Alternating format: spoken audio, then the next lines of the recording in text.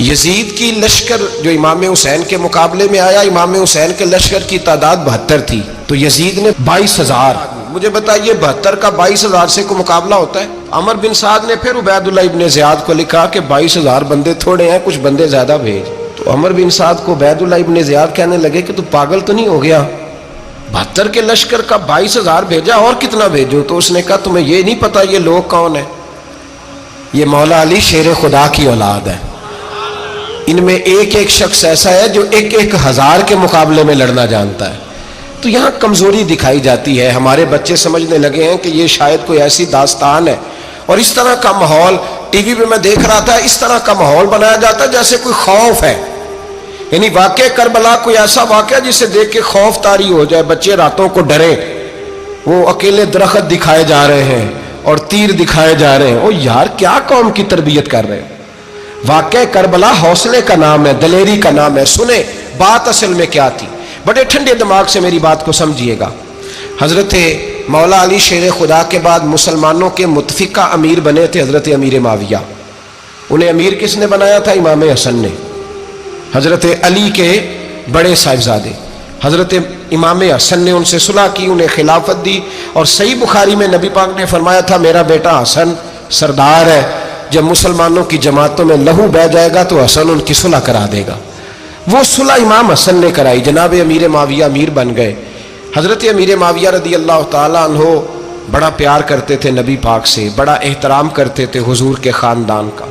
ان کی جو اجتہادی خطائیں ہیں وہ اپنی جگہ پہ موجود ہیں. چونکہ امام حسن نے ان سے صلح کر لی، لہذا ہم بھی ان کے بارے میں کوئی جملہ کہنے کے مجاز، ہماری مجبوری امام حسن ہے. اس لیے کہ جسے امام حسن صحیح کہے پھر امام حسن کے ماننے والے کو اسے غلط نہیں کہنا چاہیے. حضرت امیر معاویہ رضی اللہ تعالیٰ عنہ کا جب وصال ہوا تو حضرت امام حسن پہلے ہی ان سے وصال کر گئے، آپ کو زہر دے دیا گیا، آپ شہید ہو گئے. امام حسین موجود تھے. تو یزید کے بارے میں لوگوں نے کہا جناب امیر معاویہ سے کہ یہ ٹھیک ہے، مناسب ہے اور بہادر ہے، دلیر ہے، وہ جو ہوتے ہیں نا خوش آمدی ٹولہ. تو حضرت امیر معاویہ کے گرد بھی کچھ ایسے لوگ تھے، انہوں نے آپ سے کہا کہ یزید کو نامزد کر دیں. تو آپ نے یزید کو بلایا، حوالہ مجھ سے دیکھ لیجئے گا.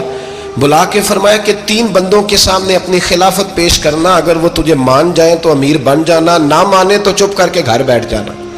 وہ 3 بندے کون ہیں؟ جناب عبداللہ ابن عباس، حضرت عبداللہ بن زبیر اور امام حسین رضی اللہ تعالیٰ عنہ. یہ وصیت فرمائی جناب امیر معاویہ. ہوا یہ کہ یزید جب امیر بنا نا، 2-3 چیزیں ہوتی ہیں جب کسی بندے کو قابو کرنا ہوتا ہے، 2-3-4-5 چیزیں ایسی ہوتی ہیں جس سے بندہ قابو آتا ہے. تو اس نے بھی فوری طور پہ، یزید نے دیکھا میرے لیے مسئلہ کیا بن سکتا ہے. ولید بن عتبہ اس وقت مدینے کا گورنر تھا. یزید نے اس کو خط لکھا کہ امیر عرب کا رواج آج بھی ہے کہ جب تک نئے خلیفہ کی بیعت نہیں ہو جاتی پرانے کے انتقال کی خبر ہی نہیں دیتے، اس کو رکھے رکھتے ہیں. یہ ان کا طریقہ ہے. وہ کہتے ہیں کہ ولی عہد اچھی طرح قبضہ کر لے پھر بتائیں گے. حضرت امیر معاویہ کا وصال ہو گیا، بتایا نہیں. یزید نے اب کیا کیا، کیونکہ بڑا چلاک آدمی تھا، بڑا شاطر تھا، بڑا تیز تھا، اس نے ولید کو خط لکھا. کہنے لگا کہ فوری طور پہ عبداللہ ابن عباس کو بلاؤ اور اسے کہو میری بیعت کریں. یہ جو بیعت ہوتی تھی نا، یہ بھی سن لے کیا ہوتی تھی. یہ بیعت حلف ہوتا تھا کہ میں اللہ رسول کے نام پہ حلف دیتا ہوں کہ میں یزید کی اطاعت کروں گا، میں اس کے خلاف کوئی بغاوت نہیں کروں گا. کوئی یہ بیعت لوگ سمجھتے ہیں کہ بس ہاتھ پکڑنے کا نام بیعت تھا. اس بیعت کا متبادل جمہوری ملکوں کے اندر ووٹ آیا ہے. تو کہا بیعت کرے. حضرت عبداللہ ابن عباس کو بھی بلاؤ، عبداللہ بن زبیر کو بھی بلاؤ، امام حسین کو بھی بلاؤ. امام حسین آدھی رات کے وقت بیٹھے تھے مسجد نبوی میں، چونکہ 5 نمازوں کی آپ امامت کرتے. امام حسین نماز پڑھا کے عشاء کی بیٹھے تھے. جناب عبداللہ بن زبیر، عبداللہ بن زبیر کون تھے؟ یہ نبی پاک صلی اللہ علیہ وسلم کی پھوپھی پوتے تھے اور جناب صدیق اکبر کے نواسے تھے. حضرت عبداللہ بن زبیر اور جناب زبیر بن عوام عشرہ مبشرہ صحابی ہیں، ان کے بیٹے تھے. بہت زیرک آدمی تھے. یہ بھی امام حسین کے پاس بیٹھے تھے. عبداللہ ابن عباس بھی تھے جو حضور کے چچا کے بیٹے ہیں، اس امت کے پہلے مفسر ہیں قرآن پاک. یہ لوگ بیٹھے تھے. تو ولید نے ایک بندہ بھیجا، اس نے آ کے کہا جناب آپ کو گورنر صاحب نے بلایا ہے. تو عبداللہ بن زبیر کہنے لگے حسین اس وقت بلانے کی بات سمجھ میں نہیں آئی. تو امام حسین بڑے بصیرت والے تھے، اللہ نے بصیرت دی تھی. کہنے لگے عبداللہ آپ کو سمجھ نہیں آئی، مجھے سمجھ آ گئی ہے، امیر معاویہ وصال کر گئے اور یہ ہمیں جو بلایا گیا ہے نا، یہ یزید کی بیعت کے لیے بلایا گیا ہے.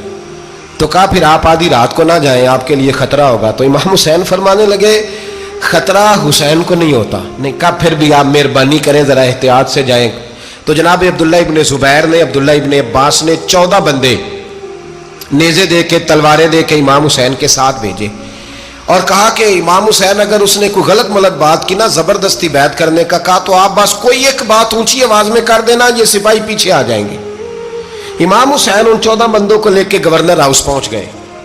جب آپ وہاں پہنچے، اس نے بتایا، اس نے کہا جی حضرت امیر معاویہ انتقال کر گئے اور آپ نے یزید کی بیعت کرنی ہے۔ تو امام حسین فرمانے لگے میں چھپ کے بیعت نہیں کروں گا، مجمع لگاؤ، جمعے والے دن اعلان کرو، جو طریقہ ہے حضرت ابوبکر صدیق کا، جو طریقہ ہے حضرت عمر فاروق کا، جو انداز حضرت عثمان غنی کا ہے، جو مولا علی کا ہے، سر عام اعلان کرو، اگر ساری دنیا یزید کی بیعت کرے گی تو میں بھی تیار ہوں۔ تم مجھ سے بیعت لے کے پھر لوگوں کو بتانا چاہتے ہو کہ حسین بیعت ہو کر رہے ہیں تو تم کیوں نہیں کر رہے؟ میں عام آدمی نہیں ہوں، لہذا چھپ کے بیعت نہیں کرتا۔ جب یہ بات کی نا تو ولید بڑا نرم دل تھا اور امام حسین کی شان کو جانتا تھا، وہ جانتا تھا یہ نبی پاک کا خاندان ہے۔ اس نے کہا جی مجھے تو حکم تھا، باقی آپ حضور کے نواز ہیں، میں کر کچھ۔ وہاں ایک بڑا بدبخت شخص بیٹھا تھا، عبد الملک بن مروان، وہ ولید سے کہنے لگا کہ اگر حسین آج تمہارے ہاتھ سے نکل گئے تو تمہارے لیے بہت بڑا مسئلہ کھڑا ہو جائے، انہیں جانے نہ دینا، یا بیعت کراؤ یا ان سے کہو جنگ کے لیے تیار ہو۔ تو امام حسین رضی اللہ تعالیٰ عنہ کے کانوں میں آواز گئی تو فرمانے لگے ابن مرجانہ، اگر تیرے اندر جرت ہے تو آ سامنے حسین کے، اس کے کانوں میں باتیں نہ کر، کانا پھوسی نہ کر، باہر آ میدان میں، شرارت نہ کر، باہر آ، میں تمہیں ابھی بتاتا ہوں کہ حسین سے مقابلہ کرنے کا انجام کیا ہے۔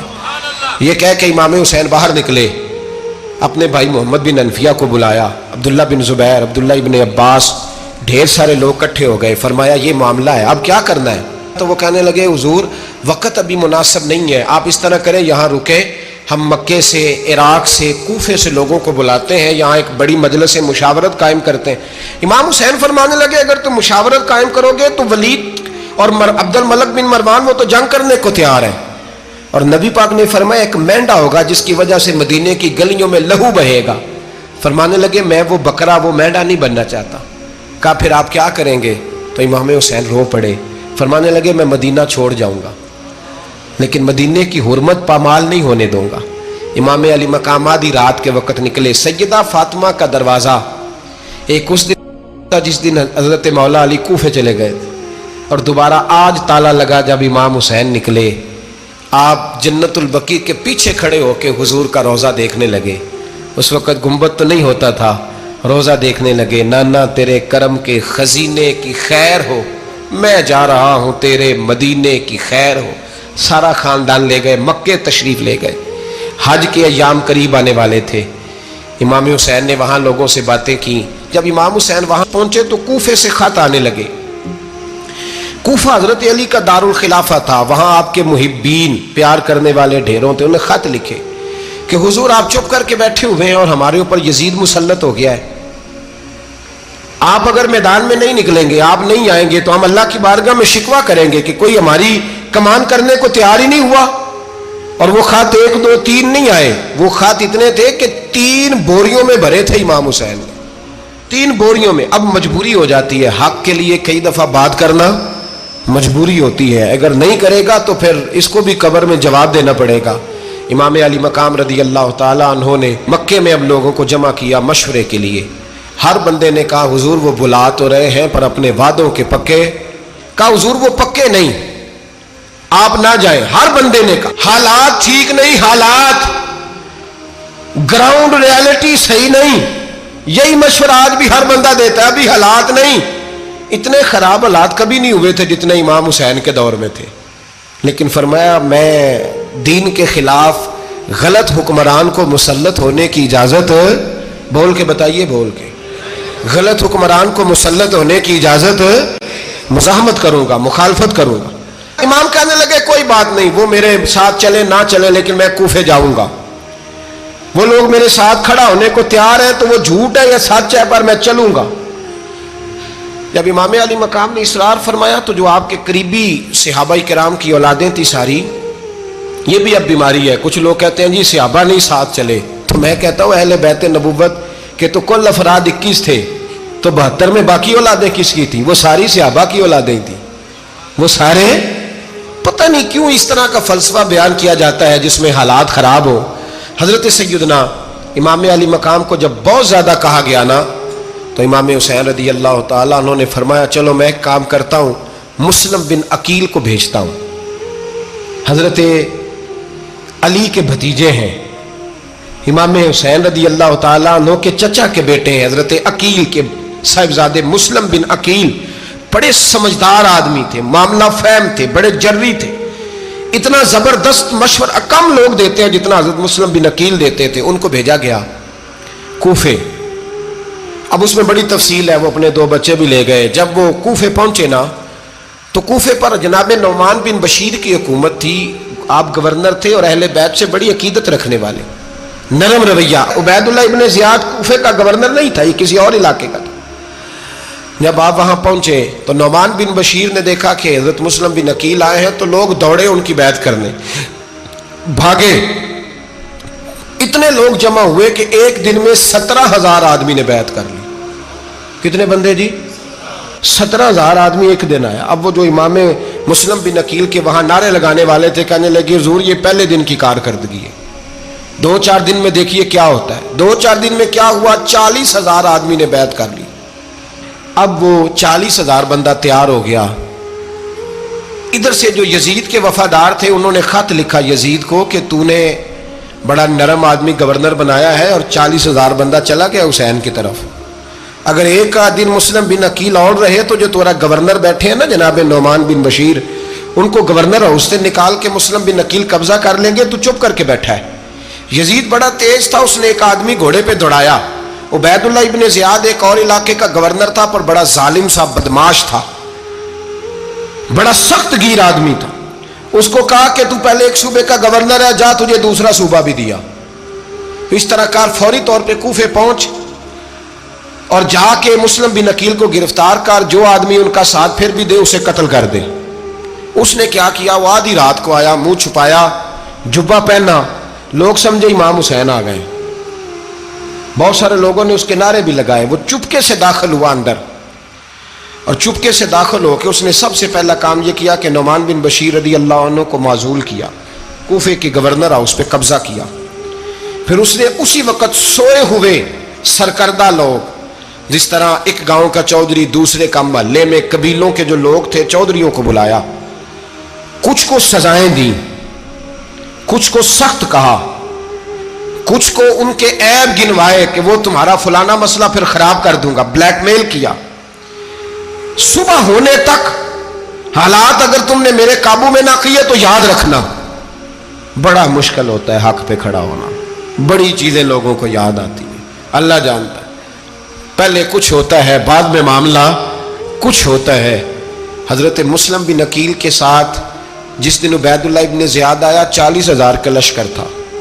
اگلے دن صبح ہوئی، اگلے دن تو یہ حال ہو گیا کہ آپ جب کوفے کی جامع مسجد میں زور کی نماز کے لیے گئے تو 5-7 ہزار آدمی نماز پڑھنے آیا، اور جب مغرب کا وقت آیا تو لوگوں نے چند ہزار لوگ رہ گئے، نماز کی نیت باندھی۔ توجہ کرنا میری بات پہ، ایک مسئلہ بھی سمجھ میں آئے گا۔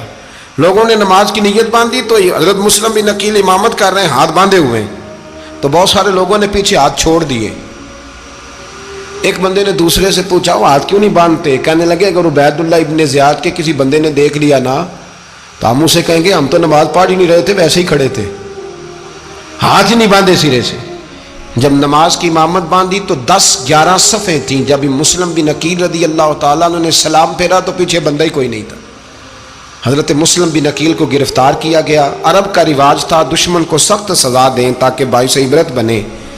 بہت اونچا مینار تھا کوفے کا، گورنر ہاؤس کا، اوپر لے جا کے جناب مسلم بن عقیل کو زمین پہ گرایا گیا۔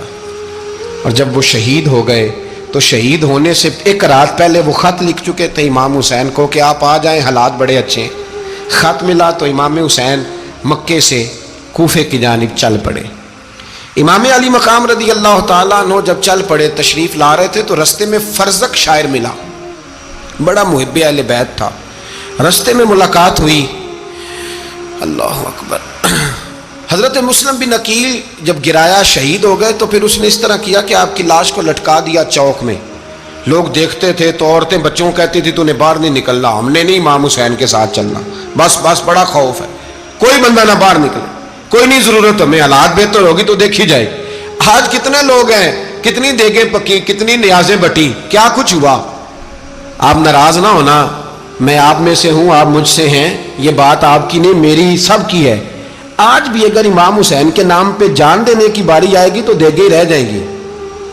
ناراض تو نہیں ہو گئے آپ لوگ؟ فٹافٹ مائیں کہیں گی باہر نہیں جانا, بالکل پتر سانو کی لگے, سارا دن کوئی ہمارے لیے. وہ پیر صاحب تو کرتے رہتے ہیں باتیں, ان کا تو کام ہے, خبردار ہم نے نہیں جانا. دیگیں دینے کو سارے تیار ہیں, جانے دینے کو تیار ہونا. ناراض ہو گئے آپ لوگ؟ چلو کوئی نہیں, ہو جاؤ, خیر صلی اللہ ہے, بات تو ٹھیک کر رہا ہوں نا. حضرت امام حسین رضی اللہ تعالیٰ عنہ نے فرزق شاہ رستے میں ملا تو امام حسین کو کہنے لگا کہاں جا رہے ہیں؟ فرمایا میں کوفے جا رہا ہوں. کہنے لگا حضور نہ جائیے گا, لوگوں کے دل آپ کے ساتھ ہیں, تلواریں آپ کے ساتھ نہیں. سیدنا امام حسین رضی اللہ تعالیٰ عنہ کو آ کے کہا حضور وہ سارے کوفے والے مانتے ہیں کہ بات حسین کی ٹھیک ہے لیکن آپ کی سپورٹ نہیں کریں گے. اور اگلی بات فرزق نے یہ کی کہ حضور میں حضرت مسلم بن عقیل کی لاش کو لٹکی ہوئی دیکھ کے آیا ہوں کوفے کے چوک میں.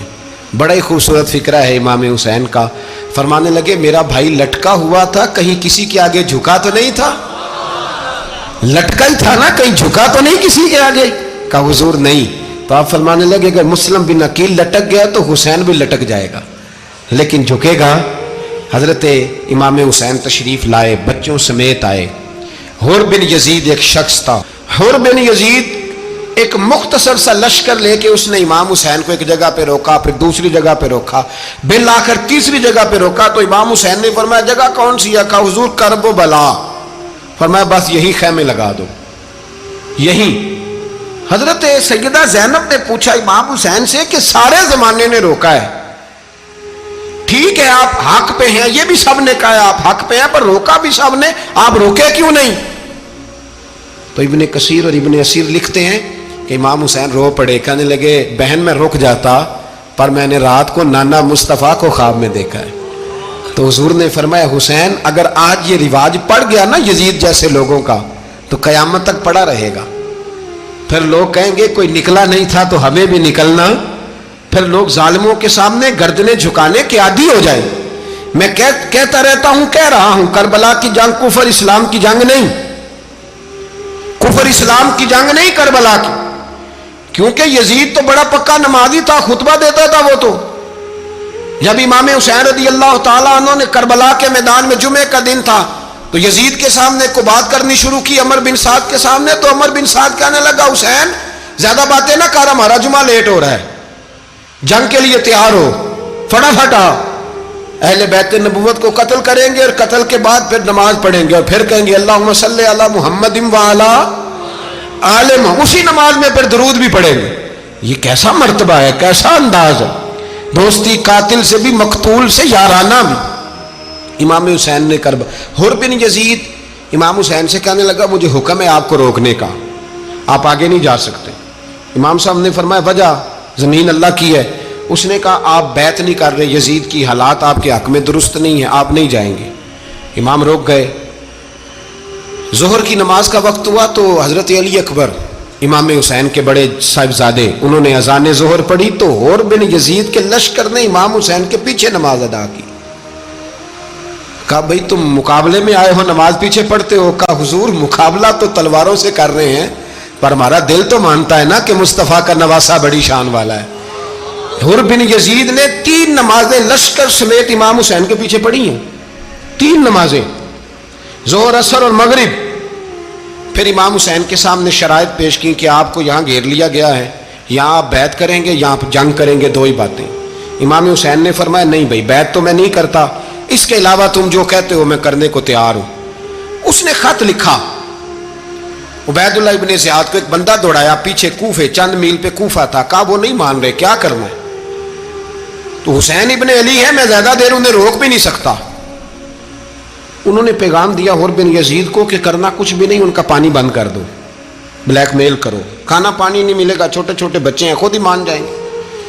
حضرت امام علی مقام کے بارے میں حور کے پاس جب یہ پیغام آیا تو حور کہنے لگا میری طبیعت نہیں مانتی حسین پر پانی بند کروں، دل نہیں مانتا۔ جب یہ لفظ کہے نا دوبارہ تو پھر عبید اللہ ابن زیاد نے عمر بن سعد کو 10,000 آدمی دے کے بھیجا، کہا حور بن یزید لچک دکھا رہا ہے حسین کے حق میں۔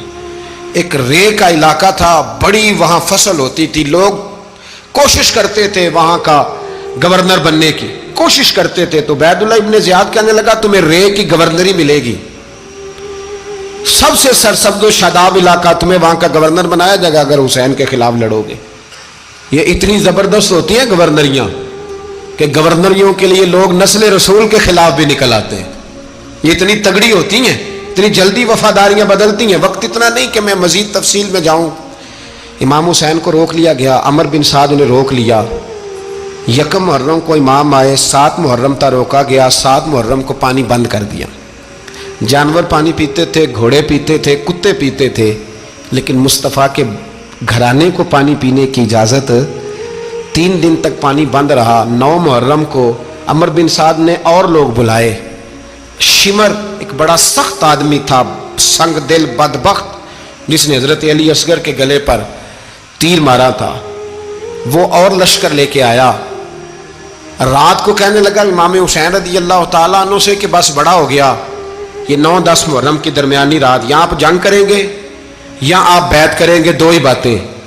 امام حسین اندر گئے، سیدہ زینب سے مشورہ کیا، باہر آئے، فرمایا بات وہی ہے جو پہلے دن والی ہے۔ امام حسین رضی اللہ تعالیٰ عنہ نے فرمایا بھائی بیعت تو میں نہیں کرتا، باقی جو تمہارا پروگرام ہے۔ شمر اور ابن سعد کہنے لگے پھر جنگ کے لیے تیار ہو جائیں۔ کیا انداز ہے امام حسین کا، فرمانے لگے کل جنگ کروں گا، مجھے پتا تو ہے جنگ کا نتیجہ کیا نکلنا ہے، ایک رات مجھے دے دو تاکہ میں کھل کے اپنے رب کی عبادت تو کر لوں۔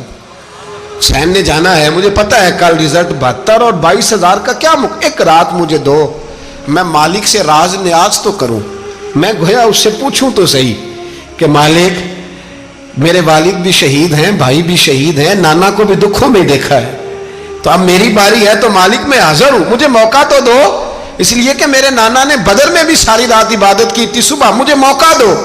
اور دنیا کا اصول ہے جب کوئی موقع مانگتا ہے تو دیا جاتا ہے۔ یہ دونوں کہنے لگے کوئی موقع نہیں۔ حور بن یزید پیچھے سے بولا، کہنے لگا نہیں، بدتمیزی نہ کرو، حسین کو موقع دو، تمہیں دینا پڑے گا۔ موقع دیا۔ حور بن یزید نے پھر منت کی، کہا حضور آپ مہربانی کرے مان جائیں۔ فرمایا ماننے والا کھاتا کوئی نہیں، یہ بڑا مشکل کام ہے بھائی، ضمیر کا سودا اب تو عام ہو گیا، بازار لگتے ہیں، ریٹ لگتے ہیں، اپنی اپنی چاہتوں پہ لوگوں نے اپنے اپنے انداز سجائے ہوئے۔ کوئی آدمی بس اچھے طریقے سے نام لے لے تو بس ہم اس کے پیچھے چل جاتے ہیں، اب تو عام ہو گیا یہ معاملہ۔ امام حسین نے فرمایا ہو ہی نہیں سکتا، ممکن ہی نہیں ہے۔ ساری رات عبادت میں گزری، ریاضت میں گزری۔ تہجد کا وقت ہوا تو گھر والوں کو بلایا، فرمایا دیکھنا تمہاری سی کی آواز نہ باہر آئے، خبردار سی کی آواز نہ آئے۔ اور امام زین العابدین سے فرمایا تو بیمار ہے، تو جہاد نہیں کرے گا، لیکن خیال رکھنا پیچھے۔ اور بڑی قیمتی بات بتا رہا ہوں، ہماری بیویاں کسی کے گھر میت ہو جائے تو 4 دن بخار نہیں اترتا۔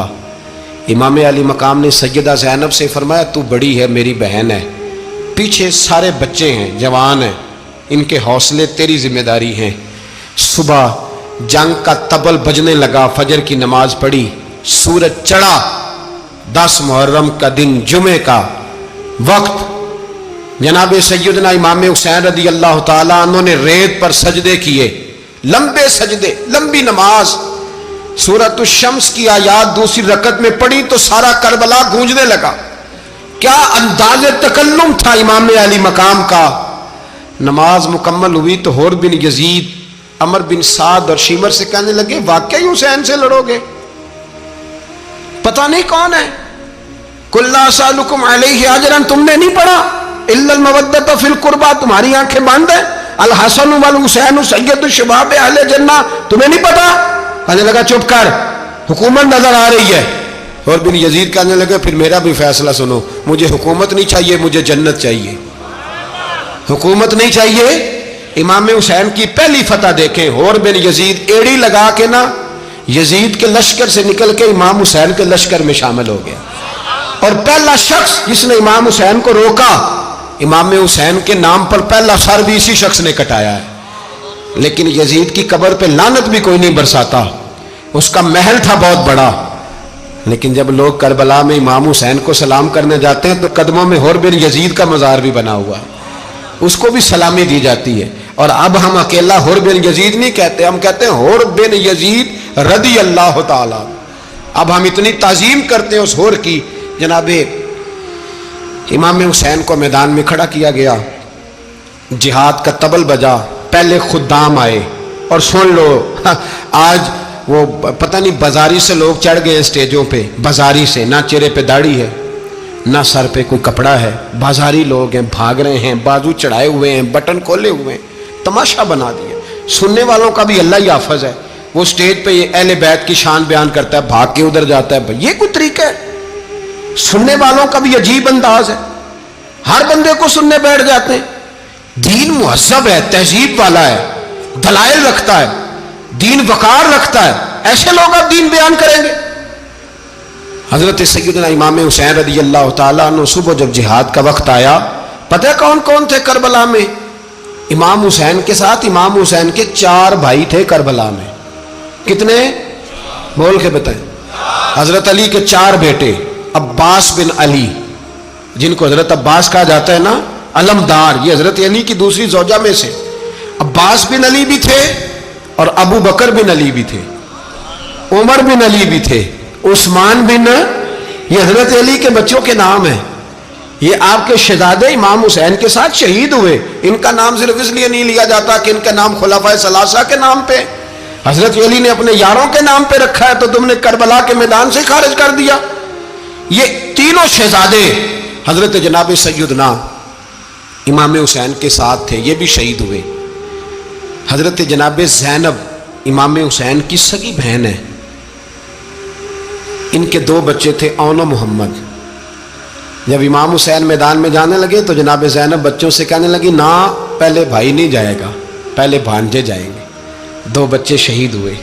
हजरत कासिम बिन हसन इमाम हसन के बेटे थे, वो जब मैदान में जाने लगे तो इमाम हुसैन ने कहा, नहीं भाई तू नहीं जाएगा, तू मेरे भाई की निशानी है, मैं जाऊंगा। तो हजरत कासिम बिन हसन ने एक तावीज़ खोल के दिया। अब्बा जी, मेरे वालिद ने कहा था जब बड़ी मुश्किल आ जाए तो तावीज़ खोल के देखना, तो आज बड़ी मुश्किल आई है तो मैंने तावीज़ खोला है, तो ये देखें क्या लिखा है। ये तो रुका है, तावीज़ है ही नहीं। जब खोल के देखा तो उस पर लिखा था, कासिम अगर हुसैन पे कोई कड़ा वक्त आ जाए तो बैठ के आगे आगे रहना, अगर कड़ा वक्त मेरे भाई पे कभी आ जाए ना, देखना इसके आगे आगे चलना, इसे हसन की कमी ना महसूस हो। भाइयां जिहा साख नहीं कोई जे विच खार ना होवे। सैयदना इमाम हुसैन पहली दफ़ा करबला में उस वक़्त रोए जब ये रुका, आपने देखा तो फरमाया, ठीक है, अगर हसन की ये वसीयत है तो मैंने ज़िंदगी में अगर उनकी हर बात मानी है, अब भी मानूंगा, तुम्हें इजाज़त है। जनाब कासिम बिन हसन 16 साल का जवान जब मैदान में निकले तो हाय हाय पता नहीं कहाँ से आ गई है। इमाम कासिम बिन हसन जब मैदान में निकले तो तबरी से लेकर अल्लामा अबुल हसनात साहब सबको पढ़ के तो देखो, 3 दिन की प्यास है, शदीद आजमाइश है, दुख है, तकलीफें हैं, फिर भी पहली दफा जब मैदान में गए हैं, वापस आए हैं, 19 लोगों को कत्ल करके वापस आए। सुनाओ किस्सा खैबर को, तमामी अपने बच्चों को। अली की दास्तां सुन के दिलों से डर निकलता है, अली की दास्तां सुन के दिलों से, ये जो बच्चे डर रहे हैं ना, वो हो चिमगादड़ आ गई, काकरोच आ गया, ये खौफ निकल जाएगा अगर हजरत कासिम बिन हसन की बात सुनेंगे। दर्जनों लोग आपने कत्ल किए। एक दफा आए, कहा चाचा यजीद का लश्कर तो बड़ा ही बुज़दिल है, अगर चंद कतरे पानी मेरे हलक से गुजरे तो मैं सारे काट के ले आऊंगा आपके पास, चंद कतरे। लेकिन थोड़ी देर गुजरी, अमर बिन साद कहने लगा, अकेले अकेले जाओगे तो अली का पोता है, ये सबको मार देगा, इकट्ठे जाओ। चारों जानब से तीर बरसे, एक तीर लगा आके गर्दन के पीछे, बस जनाब सैयदना कासिम बिन हसन घोड़े से नीचे गिरे। तो जनाब ज़ैनब हौसला करके आंसू समेट के कहने लगी, मैं देख रही हूँ पर्दे के पीछे से हुसैन मेरे भाई का बेटा गिर गया है, जा उसे उठा के ला। हज़रत इमाम हुसैन उनको उठा के लाए تو امام حسین نے سینے سے لگایا ہوا تھا تو ان کے پیر، ان کا قد لگتا تھا امام حسین سے زیادہ ہے، اٹھا کے لایا، لٹا دیا گیا۔ امام حسین کے اپنے بڑے بیٹے میدان میں نکلنے کو، علی اکبر نام ہے، جب جن لوگوں نے حضور کو نہیں دیکھا تھا وہ جب کہتے نا ہم نے نبی پاک کا دیدار نہیں کیا تو بتاؤ کس طرح کے تھے، تو بتایا جاتا تھا کہ جناب علی اکبر کا دیدار کرو، ہم شبیہ مصطفیٰ۔ اور جب وہ گلیوں میں نکلتے تھے تو عورتیں چھتوں پہ چڑھ جاتی۔ جناب علی اکبر رضی اللہ تعالیٰ عنہ تلوار لے کے میدان میں نکلے، جوان بیٹے دینے بڑے مشکل۔ او یارو رٹا کیا ہے یہ تو بتاؤ، کہ ظالم آدمی حکمران، یار یہ رٹا ہے، ایک ظالم کا رستہ روکنا ہے، اس رٹے کے لیے ہم شبیہ مصطفیٰ۔ جناب سیدنا امام علی اکبر میدان میں نکلے، بڑے لوگ مارے، بڑے، پھر ایک تیر ان کے بھی گلے میں لگا، اور جب وہ گرے نا زمین پہ تو حضرت امام حسین دوڑ کے آئے، دوڑ کے، اور جب تشریف لائے تو ان کے گلے سے تیر کھینچا تو ایک جملہ لکھا ہے صاحب تبری نے، اس نے حد کر دی، کہنے لگے تیر کھینچا تو امام حسین کی آنکھوں میں آنسو آئے، کہنے لگے کاش جناب ابراہیم آج میرے سامنے ہوتے تو میں انہیں کہتا کہ آپ نے تو بیٹا ذبح کرتے وقت آنکھوں پہ پٹی باندھی تھی، دیکھو میں کھلی آنکھوں سے بچے ذبح کر رہا، کھلی آنکھوں، کاش جناب ابراہیم خلیل ہوتے تو انہیں کہتا۔ جناب علی اکبر بھی شہید ہوئے۔ حضرت علی اصغر کو تو اچانک اٹھایا تھا امام حسین، باہر نکلے تو گردن پہ تیر لگا تو 6 مہینے کا بچہ وہ بھی شہید ہوا، خون اچھالا آسمان کی طرف تو کہا مولا دیکھ لے، میں نے 6 مہینے والا بھی نہیں بچایا، وہ بھی دے دیا ہے۔ پھر حضرت عباس کو بیٹیوں نے کہا کہ اب نہ، کچھ کہتے ہیں پہلے شہید ہوئے، کچھ نے لکھا بعد میں، کہ اب ہم سے پانی کے بغیر نہیں رہا جاتا، تو جناب عباس پانی کا مشکیزہ لے کے نکلے باہر، ایک ہاتھ کٹا، دوسرے پہ مشکیزہ وہ بھی کٹا، پھر پانی تو بھر لیا تھا لا نہ سکے، پھر گردن کٹی تو شہید ہوئے۔ بچوں کی بھی شہادت ہوئی، پر جب ان کا لاشہ اٹھایا تو امام حسین کہنے لگے مولا اب نہ حسین کی کمر کمزور ہو گئی ہے، اب کمزور ہو، اور بھائی ایک میت ہو جائے تو 4-5 دن تو پوری آنکھیں نہیں کھلتی، کیسا جری خاندان ہے۔ تھوڑی دیر گزری تو امام علی مقام نے پٹکا باندھا، سر پہ دستار باندھی، مولا علی کی تلوار پکڑی، نبی پاک کا امامہ باندھا اور گھوڑے پہ سوار ہوئے تو کہنے لگے زینب گھر تیرے حوالے اور میں اللہ کے حوالے، گھر تیرے حوالے اور میں، اور پھر امام حسین نکلے، امام علی مقام نکلے۔ راوی کہتے ہیں کہ یہ جلوہ پہلے بھی بڑے سونے تھے پر آج جو رنگ دیکھا وہ کبھی نہیں دیکھا، کیا انداز تھا، جدھر جاتے نعرہ لگاتے تو حد ہو جاتے، اتنے لوگ امام حسین نے کاٹے، اتنے کاٹے، پھر واپس پلٹ کے آئے اور کہنے لگے زینب ذرا پردے کے پیچھے سے دیکھ تو صحیح میری بہن، ان بزدلوں کو جرت ہی نہیں ہو رہی حسین کے مقابلے میں آنے، ایک دوسرے کو دھکا دیتے، تو جا تو جا، پھر اکٹھے وار ہوئے۔ یہ کون ہے کٹا ہوا، لباس ہے پھٹا ہوا، یہ بال یقین حسین ہے، نبی کا نور عین ہے۔ پھر چاروں جانب سے تیر برسے تو امام علی مقام چونکہ نماز کا وقت ہو گیا تھا، اترے گھوڑے سے، خون بہ رہا تھا، گرم ترین ریت سے تیمم کیا، سر سجدے میں رکھا، اور جب شمر آپ کی گردن کاٹنے لگا تو کہنے لگے ٹھہر جا ذرا رب سے ایک بات کر لینے دے، اور پھر بولے امام حسین، کہنے لگے مالک تو اب بتا کہ حسین سے راضی ہے کہ ناراض ہے، تو بتا۔ تو پھر ایک آواز آئی، یا ایتھا النفس مطمئنہ ارجعی الی ربک راضیۃ مرضیہ، فرمایا نفس مطمئنہ واپس آ جا، تو اللہ سے راضی ہے، اللہ تجھ سے راضی۔ امام حسین وہاں شہید ہو گئے۔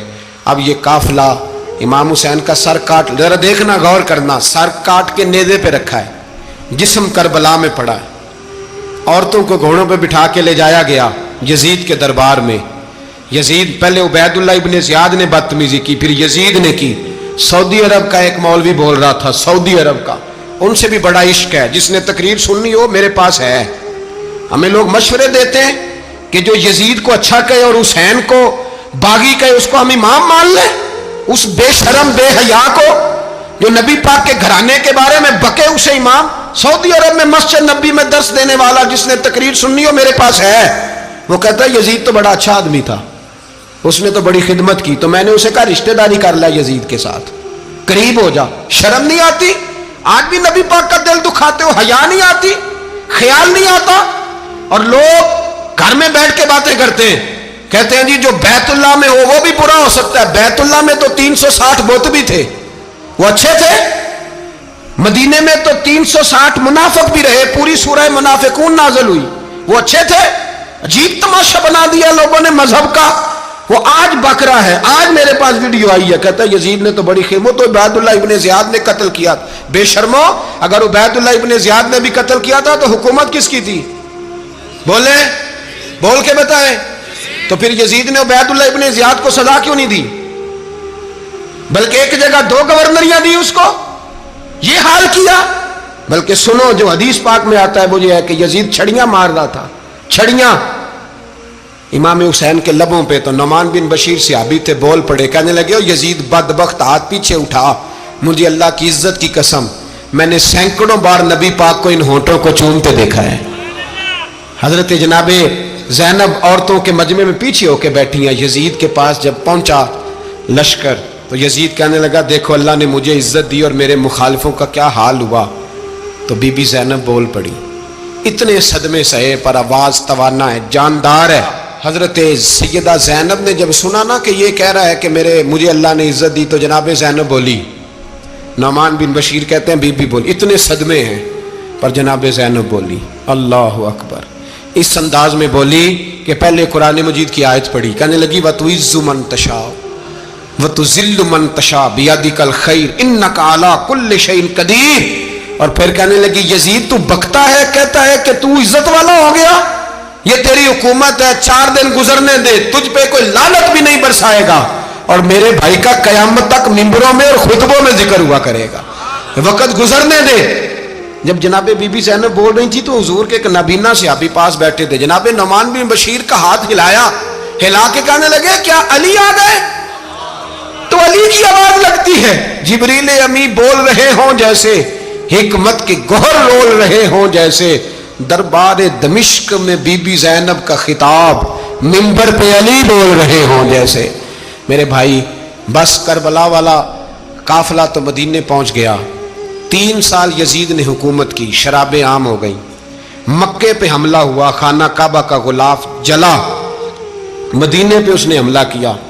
3 दिन मस्जिद नबवी में उसने घोड़े बांधे, मस्जिद नबवी में सहाबा को निकाल के अपना उसने इमाम मुकर्रर किया, लेकिन फिर उम्मत ने उसे कबूल न किया, फिर वो रुसवा हुआ और आज तक वो रुसवा है। लेकिन इमाम हुसैन का नाम कल भी जिंदा था और आज भी